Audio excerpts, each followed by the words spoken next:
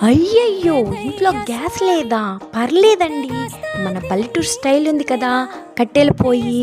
ఈరోజు కట్టెల పొయ్యి మీద చాలా రుచిగా పప్పుచారు ఎలా చేయాలో చూద్దాం.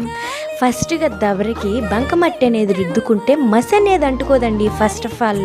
నెక్స్ట్ కడిగి పెట్టిన కందిపప్పు, ఎండుమిరపకాయలు, టమాటా ముక్కలు, ఉల్లిపాయ ముక్కలు, చింతపండు, పసుపు వేసుకొని బాగా ఉడకబెట్టుకోవాలండి. దించుకొని వాటర్ అనేది వేడి చేసుకోవాలండి. అప్పుడు ఆ పప్పు ఉండేదాంతో కొంచెం సాల్ట్ వేసుకోవాలి. లేదంటే ఉప్పు వేసుకోండి. ఉప్పు వేసుకుంటే సూపర్ టేస్ట్ ఉంటుంది. నెక్స్ట్ పప్పు గుత్తితో బాగా పప్పుని మ్యాష్ చేసుకున్న తర్వాత వాటర్ పప్పుని కలుపుకోవాలండి. కట్టెల పొయ్యి మీదగానో చేస్తున్న స్మెల్కి ఇంట్లో వాళ్ళందరూ దగ్గరికి వచ్చేస్తారండి.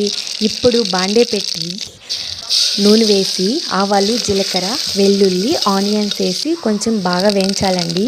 కొద్దిగా కరివేపాకు వేసి బాగా ఫ్రై చేసిన తర్వాత రుద్ది పెట్టుకున్న పప్పుచారుని వేసుకుంటే కొంచెం సేపు తర్వాత మరిగించుకోవాలండి.